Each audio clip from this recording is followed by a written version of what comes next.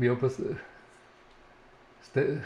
mokymuose turint galvoj, kažko tai nieko nebuvo, gal kai nu, egzaminų reikalavimai buvo galbūt pakeisti, ten vienu metu vienoks testas buvo, kitoks testas.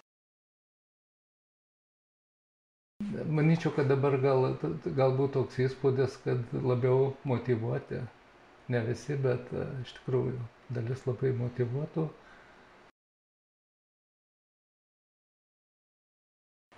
Dėl rezultatų galbūt vertinimų, nes viltis būna, kad rezultatai dėstytojo akim bus geresni, kad studentai daugiau mokės, geriau supras, o kartais šioks toks nusivylimas matosi, kad truputį tikslas nepasiektas būna kartais.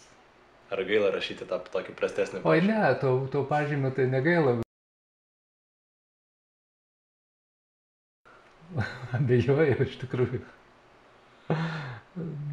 Taip.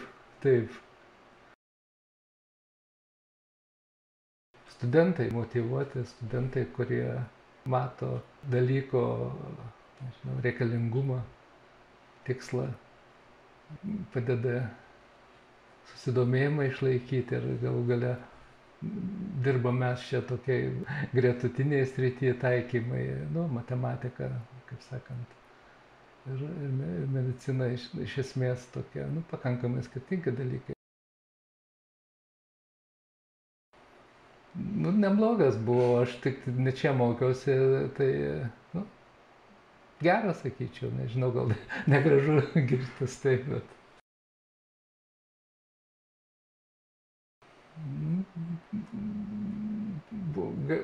Būdavo. Kartais tokių, būdavo, negaliu sakyti, kad buvau jau iš tų nusirašinėtojų, bet taip. Turėdavau tokį studijų laikais savo pasiteisinimą, kad nemegosiu, atsigulsiu ir pagalvosiu. Bet aišku, tai labai greit užmigdavo ir baigdavosi visi galvojimai, kada būdavo kažkokie darbai, kuriuos iš tikrųjų reiktų daryti, nemiegoti. Taip, teko visus praktiškai metus. Kokie atsiminimai iš to? Patys geriausi, iš tikrųjų, smagiausias laikas, kažkaip, viskas puiku buvo. Gaila, bet tos Nobelio premijos net neskiria matematikam, taip, ten tokios alternatyvinės onkologijos problema, galbūt, jeigu ta srity.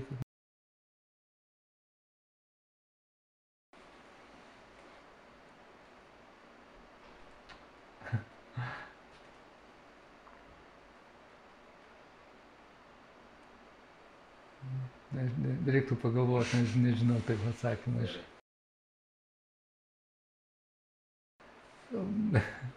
Siekti taip, nes kad tikėtųsi taip pasiekti tai, kas tiesiog tikslus savo keltų. Nes jeigu nekelsi, tai niekur ir nebus. Ir kad pasiektų tai, ką užsibrėš jie.